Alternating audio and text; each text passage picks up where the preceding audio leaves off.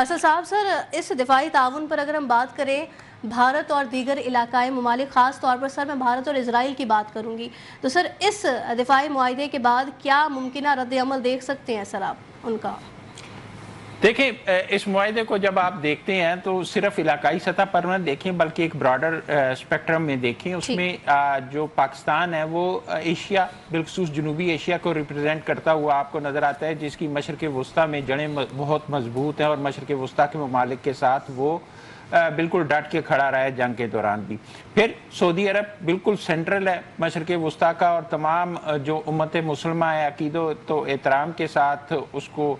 دیکھتی ہے، ظاہر ہے خادمین حرمین شریفین کی وجہ سے. اور ترکیہ ایک عظیم اسلامی سلطنت رہا ماضی میں، عثمانی سلطنت، اور پھر اس کے ساتھ یورپ کے ساتھ بھی. تو یہ سارے کا سارا جو معاہدہ ابھی تک بظاہر 3 ممالک کے درمیان نظر آتا ہے، یہ آپ کو ایشیا کا ایک حصہ بھی کور کرتا ہوا نظر آتا ہے، ساتھ جنوبی ایشیا کا، اور جنوبی ایشیا کے ساتھ مشرق وسطیٰ اور یورپ کی سرحد تک جا کے پہنچ چکا ہے. حالانکہ آپ دیکھیں کہ ترکیہ کیوں اس معاہدے میں آنے کی ضرورت محسوس کر رہا تھا. یہ سوچئے کہ ترکیہ تو نیٹو کا ممبر ہے، اور نیٹو جیسا مضبوط اتحاد جس کو امریکہ لیڈ کر رہا ہے، اس کے ہوتے ہوئے ترکیہ کو یہ اس اتحاد میں آنے کی ضرورت کیوں پڑی؟ تو ظاہر سی بات ہے، ایک تو جو مشرق وسطیٰ کی موجودہ صورتحال تھی، جس میں مشرق وسطیٰ کے جو ممالک تھے ان کو جس طرح سے دفاعی ایک طرح سے کمزوری کا سامنا کرنا پڑا کہ ان کی جو ایران اسرائیل جنگ تھی اس دوران جس طرح ایران نے حملے کیے اور اس میں جو ان کی طرف سے رد عمل تھا وہ ظاہر ہے صبر و تحمل کا تھا، لیکن ہٹ کیے گئے، حالانکہ وہاں پر امریکہ کا دفاعی نظام موجود تھا. تو ایک سوچ جو ہے وہ آہستہ آہستہ پنپ رہی ہے. دوسرا، نیٹو کے درمیان میں بھی دراڑ جو ہے وہ کافی بڑھ چکی ہے، امریکہ اور نیٹو کے ممالک کے درمیان بھی دراڑیں بڑھ رہی ہیں. تو علاقائی اتحاد جو ہیں ان کو زیادہ جو ہے وہ اہمیت مل رہی ہے. اور مسلم امہ کے اتحاد کے حوالے سے آپ سے نہیں کافی عرصے سے کوششیں ہو رہی تھیں. آپ کو یاد ہوگا کہ سعودی عرب کی جانب سے ایک پہلے بھی کوشش کی گئی تھی، لیکن یہ اس سے مختلف اس لیے ہے کہ پاکستان کے ساتھ 2 طرفہ معاہدہ ہوا، اب اس میں ترکی شامل ہوا ہے، قطر اور کویت لائن میں ہے. اس کے بعد دیگر جو مسلم ممالک ہیں ان کے حوالے سے بھی کہا جا رہا ہے کہ مختلف جو پیش رفت ہے، مختلف مقامات جو نکات ہیں ان پر ہو رہی ہے. اور ایرانی صدر تو پہلے بھی ایک تجویز دے چکے ہیں کہ اسلام آباد سے لے کر استنبول تک کسی قسم کا ویزا نہیں ہونا چاہیے. تو یہ سارا کے سارا جو ایک مستقبل میں اتحاد بنتا ہوا نظر آ رہا ہے، یہ بالکل نیٹو کی طرز کا آ رہا ہے، لیکن نیٹو سے مختلف اس لیے ہوگا کہ یہ ریجنل کے ساتھ ساتھ جو ایک تو اس کے جو مرکز ہوگا وہ مسلم ممالک ہوں گے. دوسرا، اس کے ساتھ ساتھ یہ جو انٹرنیشنل تنازعات ہیں وہاں پر بھی آپ کو کام کرتا ہوا نظر آئے گا. یہ جو بڑی طاقتیں ہیں ان کے ساتھ بھی اپنے جو تعلقات ہیں وہ بھی برقرار رکھے ہوئے ہوگا. مثلا آپ یہ دیکھیں کہ ترکیہ نیٹو کا ممبر ہے، امریکہ کے ساتھ اچھے تعلقات ہیں. اسی طرح پاکستان جو ہے وہ چین، رشیا اور امریکہ کے ساتھ بیک وقت ایک توازن کے ساتھ جو ہے وہ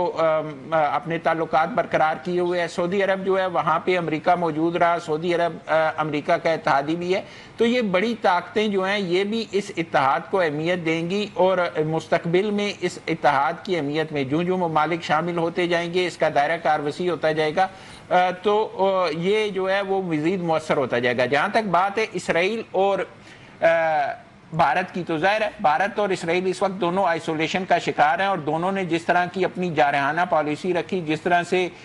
جو تشدد تھا، جو جارحیت تھی، وہ اپنے اس علاقائی سطح پر دکھاتے رہے ہیں، اور ان کا نہیں جواب اب جو ہے وہ ملنا شروع ہو گیا ہے. پاکستان نے مارکہ حق میں بھارت کو جس طرح سے جواب دیا، اور اس کے بعد سفارتی سطح پر جس طرح بھارت جو ہے وہ تنہائی کا شکار ہو چکا ہے، آئسولیشن کا شکار ہو چکا ہے، تو ظاہر ہے اس کے لیے مشکلات بڑھیں گی. اسی طرح اب کیونکہ ترکیہ جو ہے وہ بھی اسرائیل کے ساتھ بارڈر جو ہے وہ اس کا کسی نہ کسی حد تک موجود ہے، اور اس کے ساتھ ساتھ جو دیگر ممالک ہیں جو اس اتحاد میں شامل ہو رہے ہیں وہ بھی جو ہے وہ صورتحال اس طرح کی رکھتے ہیں کہ اس کے خلاف، کیونکہ امریکہ کی جانب سے ابراہیم اکارڈ کا ایک دباؤ ڈالا جا رہا تھا، تو یہ اتحاد جو ہے اس حوالے سے اسرائیل کے جوابی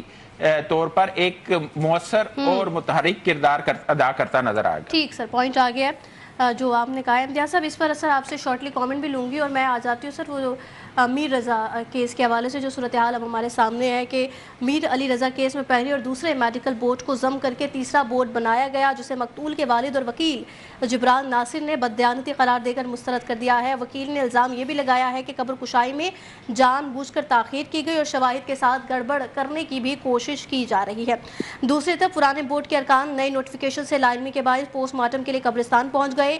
سر، یہ صورتحال ڈپارٹمنٹل کمیونیکیشن گیپ اور کارکردگی کا کتنا بڑا فقدان ظاہر کر رہی ہے، اور ساتھ ہی پھر جو صورتحال ہے امتیاز صاحب، پولیس سرجن ڈاکٹر سمیہ سید کی جانب سے میر رضا کیس کی پوسٹ مارٹم رپورٹ میں ایکس رے نہ ہونے اور ڈی این اے سیمپل غائب ہونے جیسی 14 خامیوں کی نشاندہی کی گئی ہے، اور سر اس نشاندہی نے کراچی کے پورے اگر ہم بات کریں تو چین آف انویسٹیگیشن کا پول کھول کر رکھ دیا ہے، جہاں کرائم سین کو سیل نہ کرنے کی وجہ سے جو گولی کا خول ہے وہ 8 دن بعد ملتا ہے، مبینہ طور پر لاش پر تشدد کے نشانات چھپائے جاتے ہیں۔ سر، یہاں پر سب سے بڑا سوال یہ ہے کہ جب خود پولیس سرجن ہی میڈیکو لیگل آفیسرز کے انچارج ہیں اور کراچی پولیس چیف کے مطابق یہ رپورٹ 2 دن تک دبی رہی، تو سر کیا یہ پورا نظام محض نااہلی کا شکار ہے، یا پھر ہم سمجھیں کہ طاقتور قاتلوں کو بچانے کے لیے پہلے ہی گھنٹے سے لے کر پوسٹ مارٹم تک شواہد کو سوچی سمجھی سازش کے تحت مٹایا جاتا ہے تاکہ عدالت میں کیس خود بخود جو ہے وہ کیس کمزور ہو جائے؟ امتیاز صاحب۔ بسم اللہ الرحمن الرحیم۔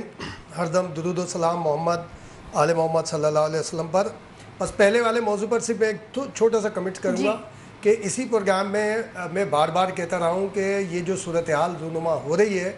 عرب اور عجم مل رہے ہیں، اور بہت جلد آپ عرب اور عجم کے درمیان ایک معاہدہ دیکھیں گے۔ اس میں ایران بھی آئندہ کسی مرحلے میں شامل ہو سکتا ہے، اور اگر فی الحال نہ بھی ہو تو آپ یہ دیکھیں کہ آج الحمدللہ عرب اور عجم ایک ساتھ کھڑے ہوئے ہیں، اور اس میں تعداد میں عجم کی تعداد میں بھی اضافہ ہوگا اور عرب کے بھی تعداد میں اضافہ ہوگا۔ اب بات کریں اگر یہ میر رضا بچے والے کیس کی، تو اس کو ظاہر ہے کہ ہم پہلے دن سے نیوز ون اس کو فالو کر رہا ہے، کور بھی کر رہا ہے، اور بہت ساری ایسی چیزیں جو ہمارا اپنا ایک سرچ ہے، جو ہم نے مختلف ایویڈنسز دیکھے اور جو ہم نے خبریں بریک کی یا اس کے اوپر تبصرے کیے یا مختلف لوگوں سے بات کی، جیسے ہمارے یاسر سلیم ہیں، ہمارے نمائندے ہیں،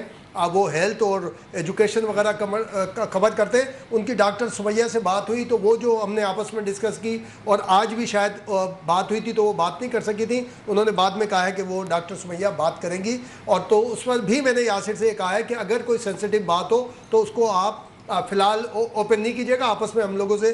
ڈسکس ضرور کیجیے گا۔ دیکھیں اس کے ٹرائنگل اس وقت معاملات ہو رہے ہیں، ٹرائنگل ہو رہے ہیں، اور یہ کہنا ہے کہ پولیس اگر گزشتہ 5-6 مہینے کی کارگزاری دیکھیں گی تو پولیس نے کئی ایک کیسز سالو کیے ہیں، اور بہت جلدی سالو کیے ہیں، اور ایکوریسی کے ساتھ سیل کیے ہیں۔ مثال کے طور پہ گزشتہ تقریباً 15-20-25 دن پہلے باز آباد میں ایک واقعہ ہوا تھا، ایک تاجر تھا، اس کے اوپر قرضہ بہت تھا، وہ سوسائڈ کرنا چاہ رہا تھا، لیکن اس کی تبدیلی آئی ذہن میں، انہوں نے ایک ایونٹ کر دیا کہ کسی مزدور کو لے کے